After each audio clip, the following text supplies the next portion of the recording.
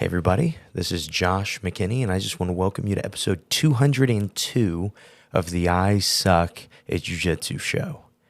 So today, this is officially the last of the Broken Computer Chronicles. These long form episodes where we are doing just straight through talking, no commercial, no background music, no nothing. And so I really could actually have my computer. I don't know if you guys can see it in the shot. You can see the Apple logo because, we're moving up in the world. You can see that on my brand new, what is that called? Mac Studio. That was the one I went with. Think it's going to be really good for some of the video content that we're going to try to put together in the near future, which is super exciting, blah, blah, blah. You guys know all about that. When we have commercials again, I'll tell you about that stuff. But right now, I think we should just start to get into this episode because, as you guys can see on the title, we are doing a Q&A. And I've never done one like this. Usually I cherry pick questions, but I didn't this time. I literally just wrote them all down that I got. I think I missed some. I kind of asked on too many different avenues for questions. But we have about 40 different questions. And some of them are going to be really, really quick because some of them are silly, as you would expect. You guys were the ones asking. But it's really cool that I really just asked twice, 3 times of hey, if you guys have any questions, just send them to me. And I got that much response. This may surprise you guys, but up until this point, I didn't get that much response. Usually that's why we're doing these 6 or 7 question Q&A episodes. But anyway, let's just get into this and start talking about some of the problems that people are facing, some of the things they need a little more context on, or just some things that people would like to hear my aggressive perspective on. And so I thought a good place to start was one of my emails. The reason that I thought a good place to start is one of these emails that I just received is because it's a good place to plug the Gi Gazette. If you guys aren't on the Gi Gazette, that is my newsletter that I send out through simplifyingjujitsu.com. The only way to get on it right now is by downloading the 3 Lenses ebook. Even if you have no intention of reading this amazing knowledge that there is in the 3 Lenses ebook, you can just jump on and get on the Gi Gazette just by downloading that ebook. And so what the Gi Gazette is me just giving a little bit different context, a little bit different thought on jiu-jitsu in text form a couple times a week. And what's really nice about that is it lets me send out an email and it kind of puts me on people's mind and they go, oh, I forgot I can reply. I had a question for Josh. And so it makes it really easy to reply. And I get so many good replies on the email list. And that's a big reason that I'm always trying to get people to sign up for it is because it makes my job as a podcaster so much easier. But that's my shameless plug on the Gi Gazette and simplifyingjujitsu.com and the 3 Lenses ebook, only available at simplifyingjujitsu.com/3. And I'll make sure to put a link in the description because I know you're begging for it. But anyway, let's get into this question. So Martha responded to one of my emails about can you master a position in 1 day?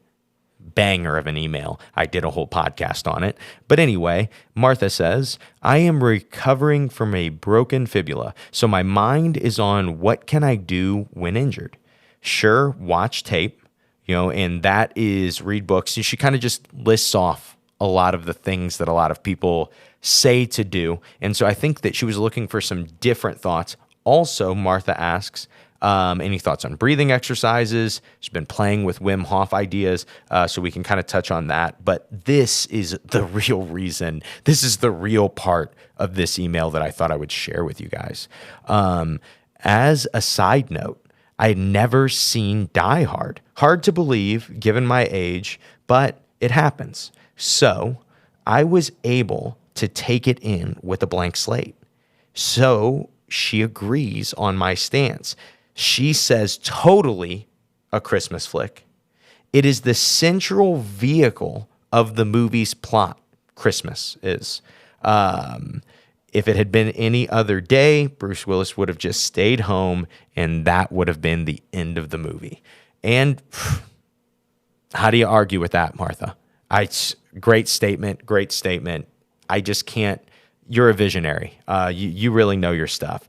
But let's look at just answering some of your questions on having a broken fibula, just having an injury in general. And pretty much with a broken bone, you really shouldn't train, right?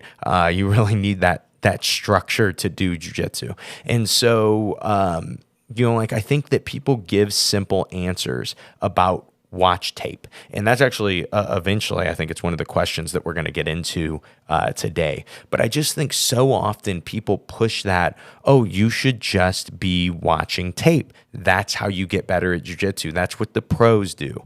And to me, being one of the quote unquote pros, I don't watch a whole lot of tape. I don't watch any instructionals. I literally never watch instructionals. And I'm not, never is probably a bad example. I probably haven't watched an instructional in 2 years. And for me, it's because I'm one of the pros. I'm working on my stuff. I'm not working on the next new thing to do. That doesn't make sense to me. I'm already so good at what I'm good at. I need to be better at that. And so that is why I don't watch tape. So that's kind of my argument for why that's an overgiven thing to do when you're injured, when you're on the shelf. I really think that the best things to do are things that let you engage in jiu-jitsu. What's so fun about a live round is it forces you to engage in jiu-jitsu. It doesn't matter if you aren't all there. Your opponent may be, and they're going to start to beat you up. You are going to be doing jiu-jitsu whether you like it or not. You are forced to be in that moment. It's very easy, and I'll give an example of this, but it's very easy, one of the simplest things to do, and I want to say I originally got this from Sean Williams. I think I asked him a question on whatever episode he was on, and he and I kind of got into the discussion of this, of what if you're injured? Or I think it was more of a COVID discussion. I think it was like, what if you can't go to the gym still? What if everything's still closed down for you? And his thought was keep your training routine. And I think a big reason for that is because it keeps you engaged. Of course, it keeps your habits there. It's something we talk about a lot too, but it keeps you engaged and focused on jiu-jitsu. And so what a lot of guys will do when injured, and I've had a student do this for a long period of time, he had to get his ACL replaced. And so I think that's a 9 to 12 month recovery time before you are allowed to be doing jiu-jitsu. Who knows what he actually waited, but I think that's the recovery time. And so his daughter still trained. So he would take his daughter to class and watch class the whole time. And it was so funny. He was a blue belt when he got injured, or when he got his surgery. He had actually had that injury for like 20 years and just finally got it replaced. But anyway, he comes back and, took a few weeks to kind of get some cardio back and get some movement back. But I'm watching him and he's like keeping up with guys that had been training the whole 9 months or the whole year that he was out, and that were beating him before he left. And he's like keeping up with them and he's going even with these guys. And it was really interesting. I just paid attention to it for a while. And as I thought about it more and more, like, oh, this guy was just here. What was interesting when I thought back to that year that he was sitting on the side is he would come into class, he would drop off his daughter, and he probably in that year asked me more questions about what I was teaching than maybe any other one person. Every time I would get up and I would go around, most of the people are able to feel their way through what's going on. He was not able to do that. And so he was still so engaged. And so he would remember, oh, well, I used to do this, when I was able to train. And then we would talk about it a little bit. And that, with no repetition, just increasing his understanding by being engaged, was enough for him to get good. for him to continue to get better. And so that being said, maybe going to class isn't what engages you. I know for Cam, the guy I just gave the example of, that was his big engagement. I know that because he had questions for me all the time, and they were smart questions to be asking, and they were smart things to be thinking about at that time. And so I just kind of think that big thing for you is to find how you enjoy consuming jiu-jitsu. Maybe it's podcasts. Maybe that's the only jiu-jitsu enjoyment besides training it that you get, or the only thing that keeps you engaged and keeps giving you inspiration. To me, I think that is a really, really simple thing to do. Just find a bunch of podcasts you like. Listen to those during your training time, even when you should be at the gym training. If whatever injury you have allows you to do certain exercises, you could even do those. You look at things like that you could work on, right? I think the example you gave was Wim Hof breathing. I think that is a perfect example of, okay, well, this is something that's in my control. It's something I could increase that could help me with jiu-jitsu. And so you can do that. And I think just keeping that same, if you were hitting 3 classes a week before you broke, whatever it was, you broke your fibula, before you did that, keep that schedule, keep that routine, and try to stay engaged during that time. And that will make a really big difference. And then it won't be hard for you to get back in the routine, because you will still have the habits of being engaged in jiu-jitsu at that time each day in your week, each day of your week, right?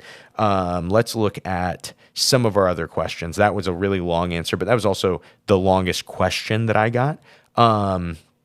So I think that this is a great way to really change the tone of this. Would you rather die of, whole body staph infection, or or a spazzy white belt breaking your neck and triangling you? That is so aggressive. I would rather get my neck broken through the triangle. Like, I feel like it would be a lot quicker than a whole body staph infection. Like, that would be terrible. Yeah, I'm going with broken neck. All right, what are some flexibility tips for new BJJ folks? Okay, so this is where I'm at right now with flexibility tips. I think that it's really important to just have the routine of stretching. Whenever you're doing that, it doesn't really matter, but develop the habit of stretching. I care less about, for right now, especially if you're new to this and you're trying to get into jiu-jitsu and you're noticing that lack of flexibility maybe is causing you injury, or maybe it's making it hard for you to execute some of the stuff you want to execute. And so that is not going to get taken care of overnight. And most likely you have like a predisposition to being inflexible. And so some people are naturally flexible. There are people that sit at a desk all day and can put their leg behind their head, and it's just something they've been able to do. Most likely, though, if you're asking this, that's not you. I think a simple way to handle this is to first develop the routine. 1 day a week that you stretch. For me, lately, I stretch once a day. And I know that's like, and I've really been doing this pretty much the whole year, but to me, it's no secret that I have been healthier this year than I ever am, or have been in years and years since I was a kid. And I think that consistent stretching is really helpful, but it's not a lot of stretching that I do. It's 5 to 10 minutes, literally 5 to 10 minutes, maybe 20 minutes if I'm going to roll out 2. Every once in a while, maybe every 3 weeks, I'll have a lot of free time and I will go longer, right? But seldom does that ever happen. And so flexibility tips are: get a time where you are trying to develop flexibility. As you do that more, you'll start to realize my hamstrings are what is really inflexible. And then that'll give you something to focus on. You'll be able to look up people who are way smarter than me on gaining flexibility. but you'll have specific things to look up and you'll have the time already allotted to do it. So let's look at the next one. In your personal experience, what belt has the widest range of skill? Black belt. Absolutely, and it's not even close. I have gotten so much better as a black belt in the last 5 years. Like, I would bet any amount of money that Josh McKinney in 2018 could do 50 matches in a row, 10-minute black belt matches with me now. And I'm lighter now too, but I'm confident I check every box more now. And I guarantee in those 50 matches, 2018 Josh would not score on me. No, and he would have zero chance from any position. I think we could positional spar every position, and I would beat him down. And I was not bad in 2018, but I was like a terrible black belt. And now I look at where I'm at, and I go, I'm still not at the top. There are still guys over me, and the amount that I have gotten better in the last 5 years is more than any other amount of time in my jiu-jitsu. It really is. Or even the last 2 years is so much, and I still have ways to go. I still am having to look back and go, okay, well, I got to keep that momentum of progression still, because that's how good these guys are. And I've been doing this for 5 years, and it's my whole life, right? Black belt, no doubt. But in the colored belts, purple belt for sure has the widest range. It's that also not even close. It's like way up here is black belt, underneath that is purple belt, and then way down here is blue and maybe brown. I mean, brown does have a wide range because you do have guys that could win adult worlds at brown. But brown is kind of like, when it comes to competition at least, it's pretty professional by the time you get to brown. At purple belt, you still will grapple guys that train 2 or 3 days a week at like adult purple belt and grapple them in IBJJF or something and go with them. And then like your next match, you'll grapple a kid who just got shipped here from Brazil that trains twice a day and lives at the gym. And like, that's the range of athlete that you may be fighting. And so like this first guy's a lawyer and this second guy is a jiu-jitsu fighter. And so at brown belt, that stops happening as much. You start to see way more just, yeah, we're all just fighters at this point. You know, we just all have to be. It takes so much time to dedicate at brown. You just start to see that more. And then by black, you're not seeing many lawyers there anymore. You know, it's pretty competitive. You don't even see many jiu-jitsu coaches at black belt adult. Man, craziness. Let's move on. Probably the most important question to answer. What was the best Three Ninjas movie? I honestly, and I'm a huge Hulk Hogan guy, but to me, it's not High Noon at Mega Mountain. Great movie, but it's not. There's a lot of, feels like now cultural appropriation or whatever they call it in the whichever one has the Native Americans in it, and that's like the central storyline. I haven't rewatched that one in a while, but I wonder like, there could probably be some things that they didn't handle well in the 90s when they recorded that. But the first Three Ninjas movie, the original, the OG, where they get their masks, they get their names. Holy smokes. Maybe the best movie of that genre besides Surf Ninjas, Teenage Mutant Ninja Turtles. But it's up there with those. And I could see you arguing either of those type in the ninja 90s kids, 80s, 90s kids ninja genre that there was. Those were some of the best. But yeah, I'm going original Three Ninjas movie. Fun little weird note about that movie. You guys, maybe this only applies to me. Maybe I'm the only one who even watched this. Me and Stevie Starlight who asked this question.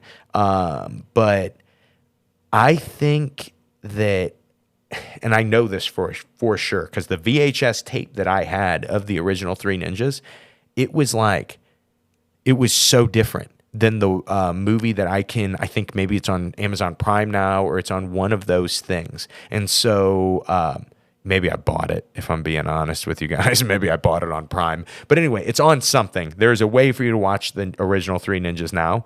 And there are a lot of scenes in the one on Prime that I never saw as a kid. And it doesn't say it's an extended version or anything like that. But does anyone notice that? Like the whole bully scene that they deal with, it's totally different. They kind of like handle it all in one situation, but the bullies are a significant part on the Amazon Prime movie. Random fact. Yeah, let me know if you guys agree with that, or if I should have just cut that out of this episode. I can't. This is just one of those long form episodes. Can't cut it out. We're just going. Is the HQ and Head Nod HQ a play on headquarters position or just a coincidence? Well, I mean, it's a play on the words headquarters, but no, I mean, not the position headquarters. That was a deep one. The HQ, the funny thing about the name of that gym, our gym, Head Nod HQ, is first like 3.5 months, we didn't have a name. We just had mats and we had a gym and we had students, but it did not have a name. And we were working on finding a name. And at the time, Adam Marburger and I owned a t-shirt company called the Head Nod Squad. And Chad Hawkins, a owner of Ep Legends, he says, he was training one day. He used to come up on Saturdays, and we're training. He goes, "Hey, I'm trying to tag you on Facebook. What is this place called?" And I go, "It still doesn't have a name." And he goes, "You should call it Head Nod." And he goes, "Or Head Nod HQ." And I was like, "Yeah, that's a good name." And so that was how much thought I put in to naming my gym. So yeah, no other story behind it. Next question. How beneficial is doing HIIT for BJJ cardio? So, thing about jiu-jitsu cardio. I'm going to give you my opinions on this. You guys can argue these things. I'm sure there are a lot of people that are in the fitness industry that maybe have different thoughts than kind of I and my dad have. And we will be sharing those thoughts very soon on a kind of a strength for BJJ instructional that we'll have coming out within a month. But I think it should be very soon. We have it planned to record tomorrow. So we're going to be on this soon. But kind of, it's an important thing to note when it comes to like what you should be doing off the mats physically. To me, the most important box to check, and it really is, there are two that are really important. And then to me, nothing else really matters. But strength and flexibility. Those two things matter so much in jiu-jitsu. Flexibility for injury prevention. And just for, efficiency and movements and things, but then strength. And strength is honestly a lot of cardio in jiu-jitsu. Here's why. We are battling strength constantly when we are grappling. We go into these fights, and as you get good, you learn when to fight and when not to fight. But a lot of times you go into these exchanges where we try to match strength with each other. If we are the same weight and these fights that are ending in 50-50 and nothing is happening, not ending in 50-50 the position, but just like ending in, nothing really, no points being scored, nothing going on. And you are using 100% of your strength to win these fights or to, keep these fights even. And I am using 60% of my total strength. Who is going to win the match in the long run? When we talk about painting jiu-jitsu, painting a round as a picture, who is going to win in the long run, right? Oh, explosive strength. Oh, all these other things. No, how much strength do you have to use to accomplish these tasks? Because if you go with somebody that is a super, super, super strong person and knows when to apply it, that is one of the hardest people to deal with in jiu-jitsu. They don't waste their strength. They just know when to apply it because they don't get tired because they know when to chill and when to go hard. when to chill, and when to go hard. And when they go hard, it is so much harder to deal with because they're so strong and they can do it over and over. And so for me, all of my outside of jiu-jitsu, we do 1 day a week of lift. And I will, like I said, will explain what this all the ideas are behind it in this instructional. And we do 1 day a week of quote unquote cardio, and those fall together. They are where we end. For me, that's where I end my week of training, is on a Monday, and then Tuesday is my complete day off. But I end it that morning with my lift, and then we do sprints. And those are the only two things that we do for jiu-jitsu strength and cardio, because our lift is so intense. It takes like 7 days to recover from. And, that cardio, a lot of the sprinting idea, more of it has to do with flexibility than anything. There are certain things that you stretch out in sprints that you don't really stretch out with any other movement. And then other little flexibility thing, dead hangs. You don't even have to grip a bar. You could literally use wraps or something like that. But dead hangs are the other thing that I do to stretch really stretch the lats. In jiu-jitsu, tight lats cause a lot of injuries. Totally random. That was me answering the question I guess I wanted you to ask. So what is a pet peeve of yours? What is a pet peeve of yours, jiu-jitsu related or otherwise? Ooh, that's tough. I think my biggest pet peeve, I needed to sip my coffee before I started to go on this rant. Wait, let me hit one more. I hate not being able to cut out the coffee sips. But speaking of coffee, Revive the gym, I don't really even know how to tell you guys about it still.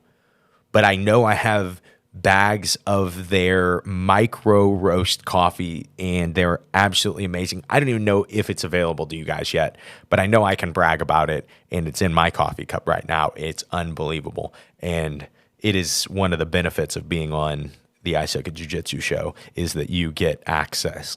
You get to drink as much Revive coffee as you want. I'm currently sipping on lot 3, but my favorite lot that I have tried so far, lot 12, I think I've got a hookup coming in. I'm gonna have some good lot 12 coming up. Anyway, pet peeve of mine. I talk about this a lot, but just the two sides in everything, and you need to pick a side. That is my biggest pet peeve in the world, and it is where the world is going.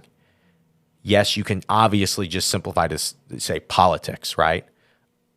In America, you get two choices of who you're going to vote for.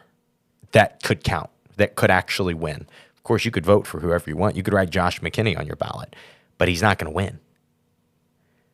You get two choices. And so on hundreds of issues, your side you better agree with your side 100%. Right?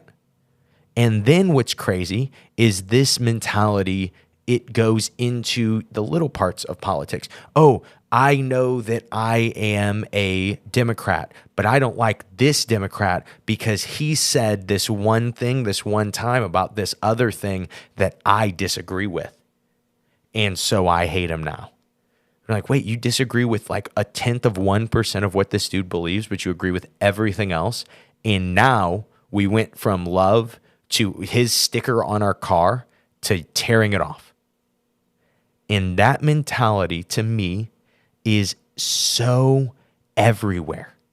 It is totally bizarre how often you either believe that vaccines work or they don't, and there is no in between. And I know I'm naming political things right now, but this is my biggest pet peeve, is that there is no gray area for anybody about anything. And if there is, you're indecisive. No, maybe I don't care. Maybe I don't care, and I recognize that people have these thoughts on jiu-jitsu and they're one way or the other, gi or no gi, or self-defense or whatever. And I know in this space, I am significantly better than those people saying those things. Significantly. Because I see more of the picture. I know that I'm better. I can beat them. Jiu-jitsu gives us this easy way to prove, right? And I can beat them relatively easily. I understand more. And then I can see that two-sided argument and go, dude, not only are you on the wrong side of the argument, but there are more than two choices. And so since I saw that in jiu-jitsu more, and I saw the things I used to close myself off to as a blue belt or a purple belt and saying, no, these positions don't work. These ideas don't work. No, I just was stupid and I didn't understand them. And if that can happen in jiu-jitsu, a thing that I dedicate every second of my life to, how would I expect that to not happen when I am dedicating 20 minutes of research on Google to something because I have to have an opinion about it? No, my opinion is I'm going to care about what I care about. I'm going to dedicate my time and my decision making and my mental energy to what is important to me and what I can dedicate my time into and actually get something out of. I get nothing out of arguing with people about dumb stuff on any social media outlet, on Reddit, about jiu-jitsu even. Nothing. It does not help me in any way. So why waste my time doing it? Oh, it's because you have to choose a side. And if somebody has an opinion different than yours, they are immediately your enemy. And it is so stupid. There have been so many people on the podcast who share completely different opinions than I do.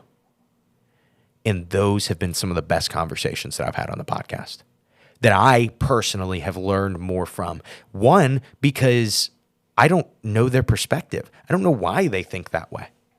And they may give me a new perspective. They may give me something new. And if I lived in the jiu-jitsu space the way everybody seems, and that was a blanket statement, not everybody, there are a lot of people that don't do this, but the way a lot of people, my pet peeve people, the way that they treat everything, I would eventually just stop getting better at jiu-jitsu. And I think you can argue this about like who you are as a person. At any point when you go into the fixed mindset of, well, I am done worrying about this stuff, because I can't change it. Meaning like myself, I can't change myself. I will always be this way. That's just how I am. That's fixed, right? But if you understand like, hey, I've changed a lot and my opinions have changed in the last 5 years, I should assume that I am not all knowledgeable right now. I should assume that 5 years from now, I will be even smarter and I will know more. So let's not put our foot in our mouth by saying, no, it needs to be this way. And now I have to be married to this idea. And instead of, when presented with new evidence that shows that I am wrong, instead of going, no, I need to Google new arguments to say that I'm right, maybe you could say, oh, maybe I am wrong. And I just think people don't do that. That's my biggest pet peeve, is that two-side argument in it seems like everything. Besides Die Hard being a Christmas movie, which we know it is. There is no gray area on that one, right? Let's go. Let's move on. This is a good one. I suck at takedowns and pulling guard. Which should I focus on first? Neither. You should focus on grip fighting from the feet first, okay? Have somebody that understands the words inside control try to show you what that means in the sense of grip fighting. Don't worry about pulling guard and don't worry about shooting. Literally, don't learn either of those things. Learn how to control a person on the feet with grips. Learn how to move them around. Learn why to move them around. You will get takedowns by accident because people just take bad shots when you learn how to grip fight. Then from there, you can decide when you want to pull and when you want to take people down. But to me, there is no use in learning a disconnected shot. And there is no real use. I mean, yes, there is use in learning a really quick grip and guard pull, especially if you have a tournament coming up soon and you don't know how to pull guard and you plan on playing guard. Definitely a use for learning that. But even for guard pullers, I promise you, I've gone with wrestlers like, and this was what was helpful for me is like explaining to really good wrestlers what the rules were on pulling guard. And then when we would spar in the gym, I was trying to get my guard pull and I started to see like, oh, these guys are just out grip fighting me and I'm getting taken down before I can pull guard. So that's when I started to learn to grip fight. And so I think that I would learn grip fighting first. Oof. I don't like this one. Question 9, will Josh ever be good at jiu-jitsu? Will we ever rebrand the I'm Good at Jiu-Jitsu show? No. I promise I'm better at jiu-jitsu than a lot of people, but there are definitely people out there that are better at jiu-jitsu than me. Me and my dad were talking about this, and he was kind of on that like, how many guys do you think, in all honesty, if you just grappled in the gym, like, how many guys do you think you would beat? Or how many guys in the world do you think could beat you in a gi, especially? And we're talking about that. And I'm like, dude, I don't know.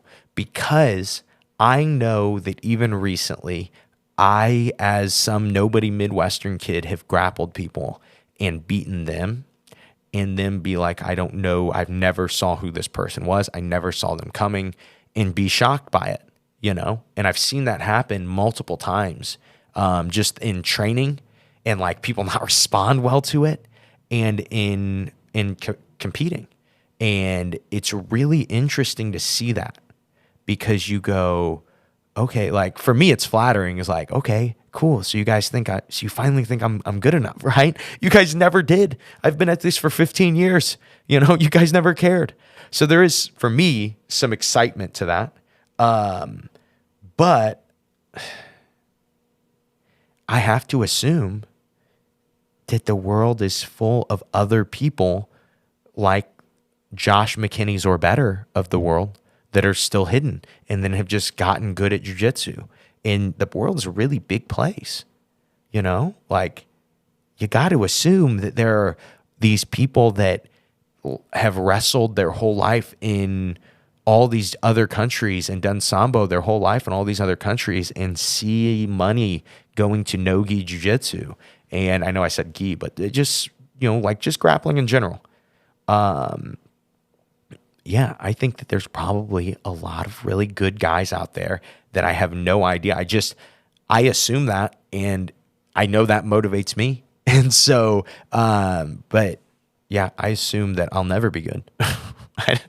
I assume there will always be. There are crazy stories that guys win adult world titles and they grapple with other guys like in the favelas in Brazil and get smashed, or they get like smashed by one or two guys. Like that happens. So will I ever be good? I mean, yeah, compared to somebody who doesn't do jiu-jitsu, I'll be really good, you know? Even compared to most colored belts in the world, I'll be really good.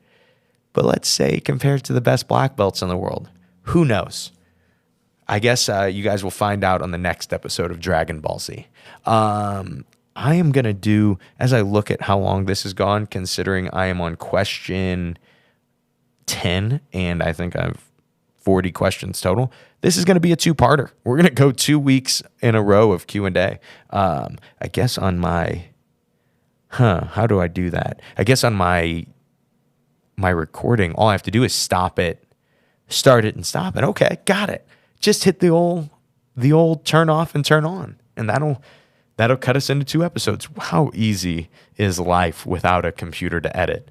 And yes, I just said I just got my computer, but it still doesn't have any of my software on it. Of course, I lost the activation keys for the free softwares that I have, or like the softwares I paid for. And so I'm trying to get those back. I'm the worst, man. Will Josh ever be good at jiu-jitsu? Will Josh ever be good at life? See, will Josh be good at jiu-jitsu? Maybe. Will Josh be good at life? Let's move on. Let's move on to the next question.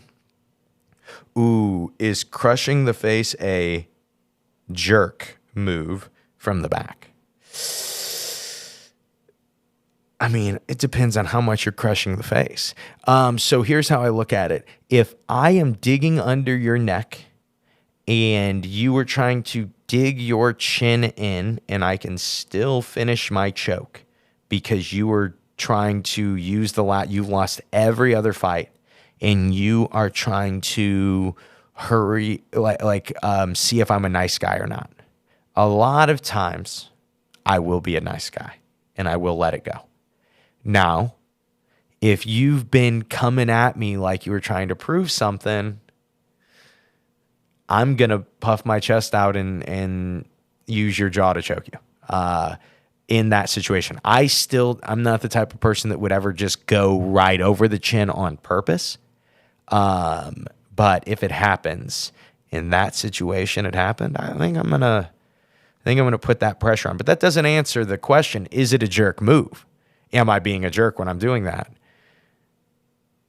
I don't know. I don't think that things are always two-sided, right? I think things tend to be on a spectrum.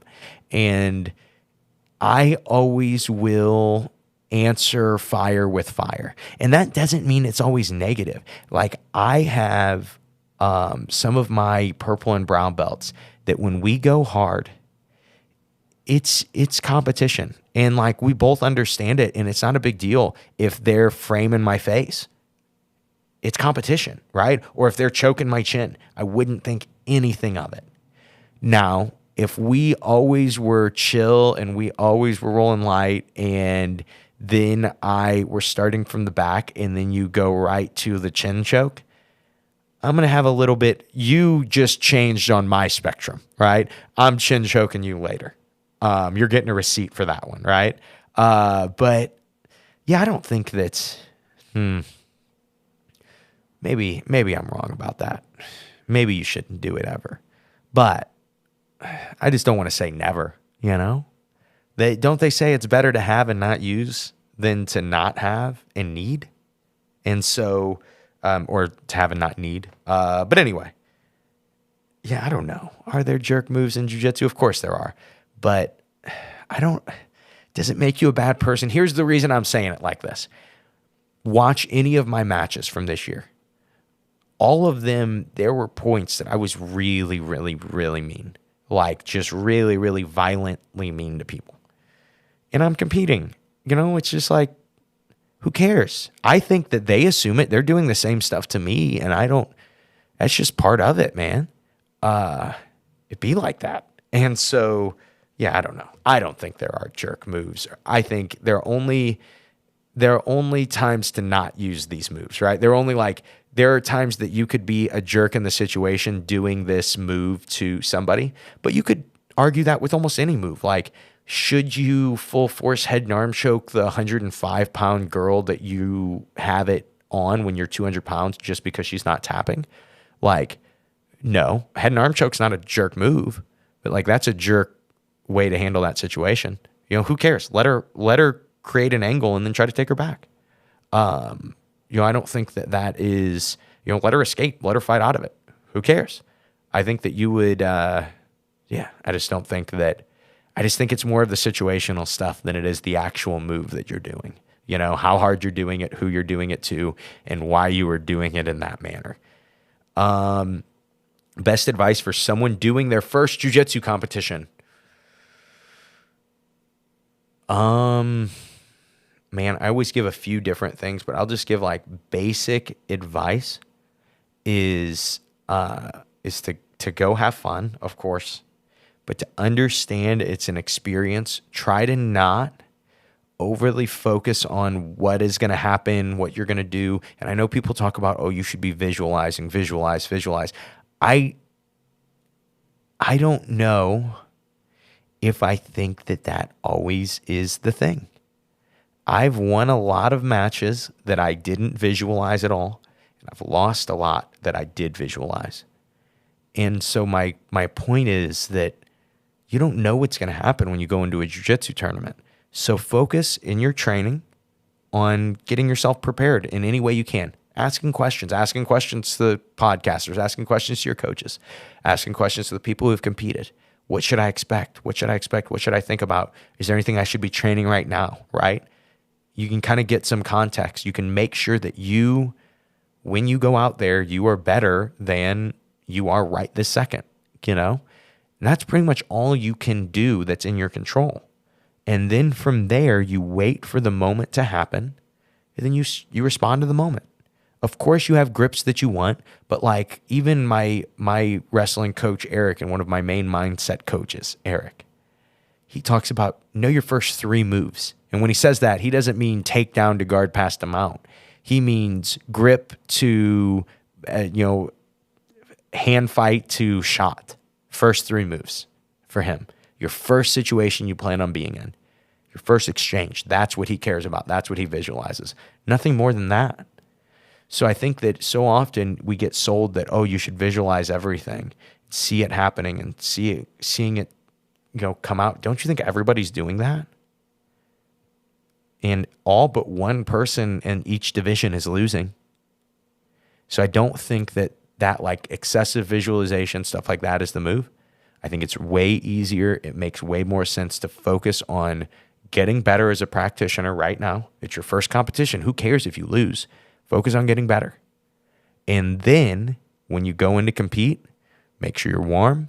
Make sure you let the moment be there. Don't overthink. Don't think, I just can't wait to get out of here. I just can't wait to eat. I just can't wait.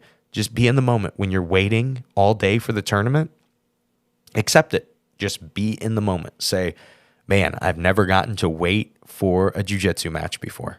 And sit in it and breathe and watch a TV show. Do whatever you want to. But just enjoy that moment.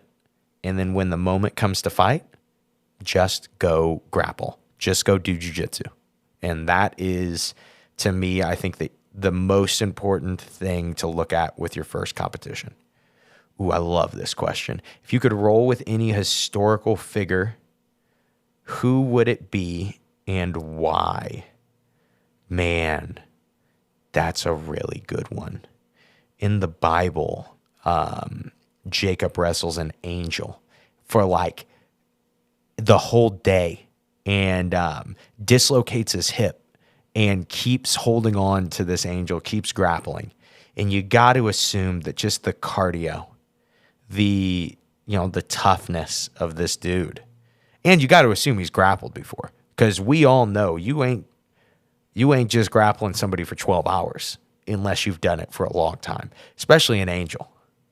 So I think I would go with, I hope I don't offend any of our Jewish listeners. But I would go with Jacob, I think. I would go, and this isn't like a vendetta. It's more curiosity. Like that's just where my mind went on historical figure. Ooh, this is a good one. What's your favorite jiu-jitsu technique that you've never been able to successfully pull off in competition? The Weenie Hut Jr. or the Super Weenie Hut Jr.? I have a vicious reverse triangle knee bar toe hold that we call the Super Weenie Hut Jr. And I do pull it off in the gym, and I pull it off on good guys. I pull it off on a lot of good guys, but I've never pulled it off in competition. I just don't find myself in that position ever. And it's kind of like way, way down my tree of jiu-jitsu. So I would need a really specific situation to happen, or just to be significantly better than a person and force it. But that doesn't seem to happen at black belt a ton. But yeah, Super Weenie Hut Jr., no doubt. What is the most memorable injury you've ever sustained while training or competing in jiu-jitsu? While training was me trying to take down my coach, Kyle Watson. I was probably 17. And he landed on my thumb. And I want to say, he claims he didn't, but I was kind of thumbs up, and I want to say that he clinched. He went butt cheek clinch on me, and that's what broke my thumb. But he claims it was just the impact of his body weight landing on my thumb and bending it backwards to where it touched my wrist. But who knows who's right and who's wrong on that. It felt like he clinched. But anyway, man, I wish I could cut that out, but I've done 49 minutes of content and the editor's not up. I'm not cutting it out. That was so dumb. But anyway, my hand, like, it literally looked like I had a golf ball under my skin in my hand, in my palm. And yeah, it was horrific. But yeah, that is one of the most memorable in training. If that one grossed you out, hit the skip ahead 30 seconds minute button. So competing, I had a way worse injury. I was fighting my old pal, my old nemesis, Blake Classman, and he ended up beating me with this super secret technique. Again, I think he clinched on me, man. So what happened was he tried to pull guard, and when he slid in, I mean, not tried to pull guard, he successfully pulled guard. But when he slid in, for whatever reason, my toe got like caught on his butt as he was trying to scoot underneath me, my big toe. And my foot stayed where it was, and my toe bent all the way back. And again, skip ahead because it gets worse. And I feel my toe, I feel like it breaks, and I fall into like smashed half on top. And I was like, okay, I just broke my toe. Like that hurts. I can feel it. And I think I'm in a really good position. I've got to see how this goes. I got to see my way through this position. If I can score, I can win this match, right? And so as I'm feeling this, and it is excruciating, I look up at the ref, and he hasn't said anything, but he is just looking at my foot, really confused. My foot is covered in blood. And so what happened was the skin actually tore deep in, like at the seam of where my big toe goes into my foot. And tore like all the way across, super deep. And I had one of my friends who is in the medical field, but more on the mental health side of it. I had him super glue my toe together in a Target bathroom. And that was one of the most memorable and worst jiu-jitsu injuries I've ever had. That was horrible, but it ended up healing, and I'm alive, so that's good. Have you ever had a major breakthrough moment in your jiu-jitsu journey? If so, what led to it? That's a good question. I would say major breakthrough would be, I've had a lot of major breakthroughs in my jiu-jitsu journey. Let me go with one not so recent. Let's go with an early one when I was lowly, like a blue belt even. When I was a blue belt, what would have been this is perfect example. So I was pretty good locally, but I really wasn't good at an international level. I really wasn't getting a lot of chances, but looking back, I wasn't going to be good enough to beat some of the kids that were training at Atos and Alliance and, at the time, Team Lloyd Irvin. Like there were some really good teen programs. And so for me, I needed to be better. And this isn't really something that happens to people as much anymore, but like there was a time that not all techniques were in detail on YouTube by world-class coaches and getting 10, 15, 20 perspectives on the same move. It wasn't like that. Back then, it was like sometimes it was very common to just know more than your opponent, and it'd be very easy to beat them because you just knew more jiu-jitsu, because they lived in a place that was even harder to get jiu-jitsu to than St. Louis. And like I was lucky in my area, there were some good coaches, and then I really had a good coach. And then there was this situation where John Thomas, redheaded John Thomas, redheaded John Thomas. People always think it's funny that they don't realize that like our stories intertwine a bunch. But and that's like, jiu-jitsu is such a small world. Most people's stories kind of intertwine a bunch in the jiu-jitsu community. There was a time where he was back in town. He was originally from St. Louis. He was training at Alliance. He had just won, I think, purple belt worlds, brown belt worlds, blue belt worlds, maybe. I don't know. But definitely purple and brown. He's on fire, and I luck out. He needs a place to train, and I have a matted garage, and he wants to train for 4 hours a day, really now what I would call exploration drilling. And I was like, oh, okay, yeah, I'll do this with you. And he showed me a new perspective on jiu-jitsu, and he showed me new jiu-jitsu.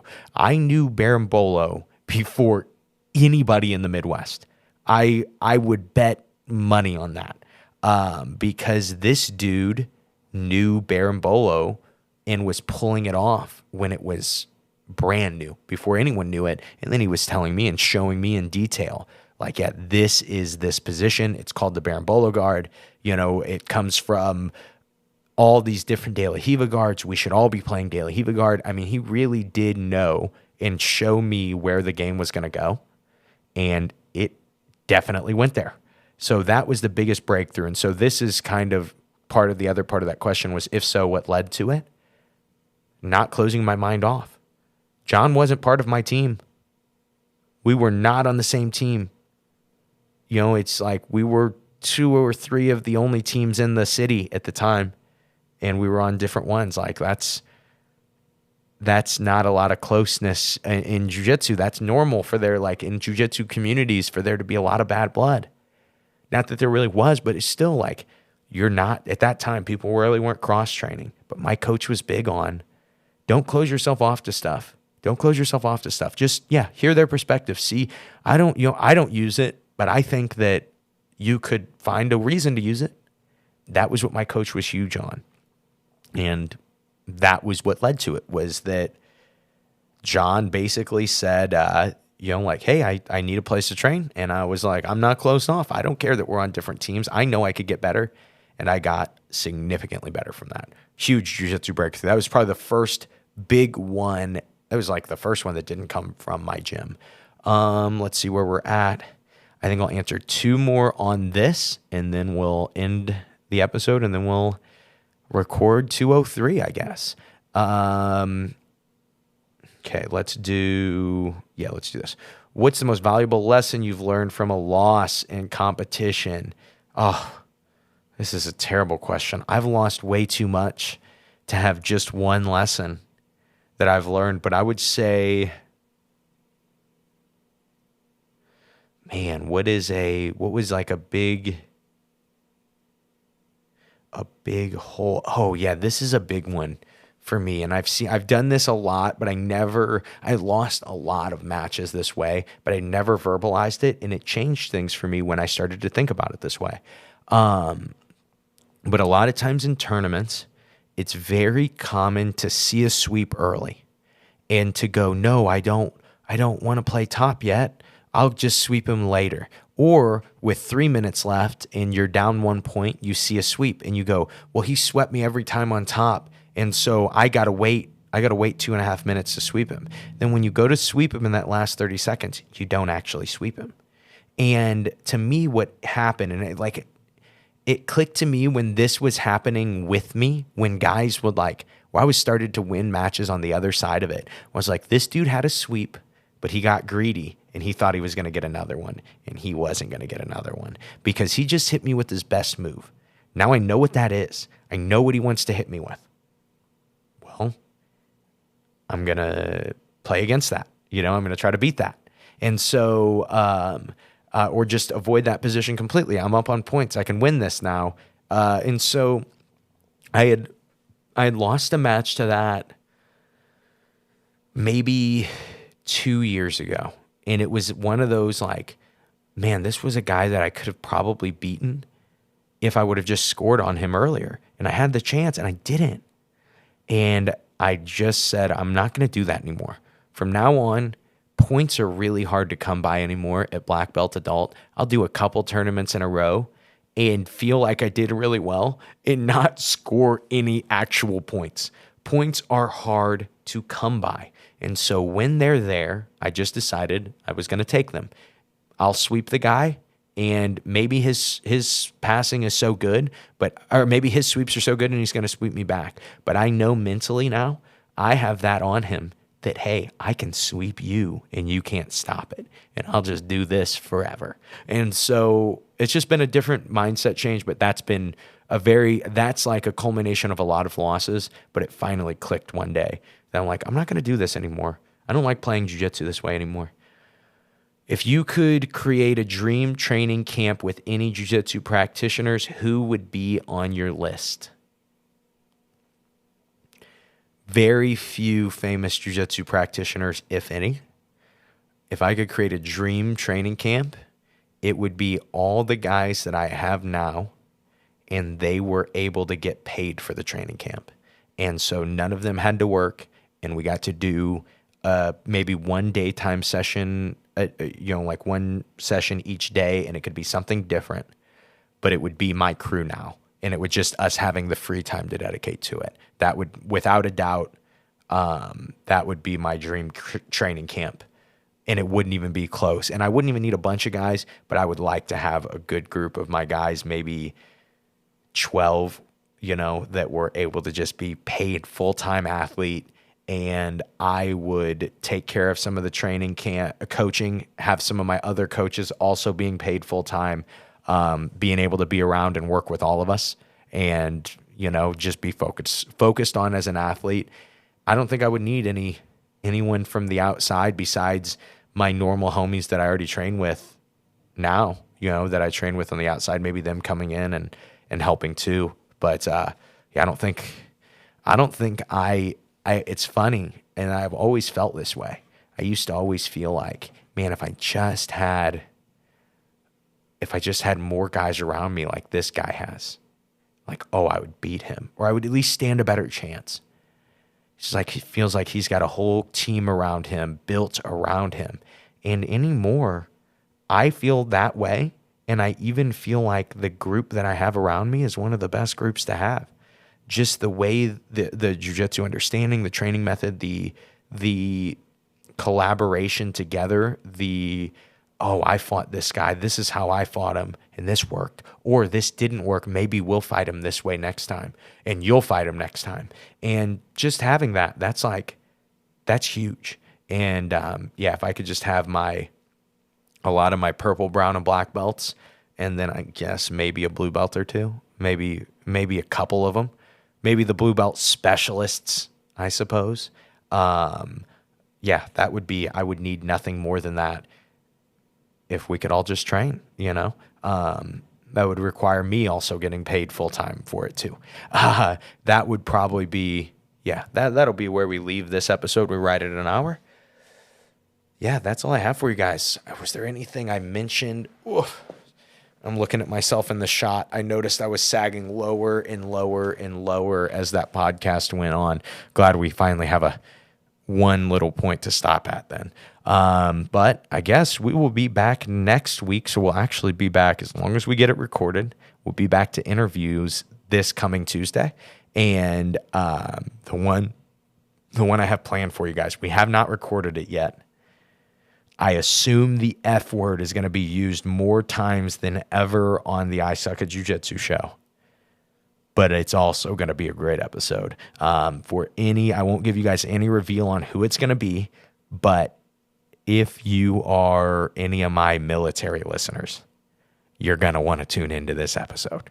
I promise you. I'm going to try to get these guys. I think a lot of times on podcasts, jiu-jitsu podcasts especially, things stay pretty jiu-jitsu. And I've been around my military guys a lot and gotten to see them actually and how they actually speak to each other and the stories that they tell and the perspectives that they give. And that's what I really am hoping to get to share with you guys. And so, but I have a really good one, a really special one planned for you guys. And I think you guys will really enjoy it. And I'm not going to censor it. They're going to say some offensive stuff. I know my boys I've got coming on the show. They're going to speak their mind, and I'm going to let them. And so I'm really excited to share that one with you guys. That'll be back Tuesday.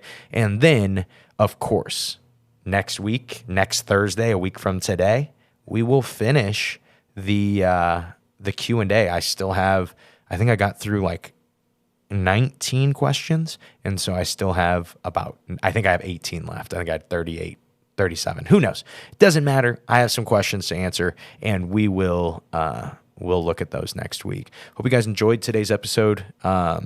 These Q&As are fun to do every once in a while. I definitely don't think that they could be the show. They're way too random, but every once in a while it's fun to not be specific and just be a little random on the show and just talk to you guys about what I'm feeling and what my pet peeves are.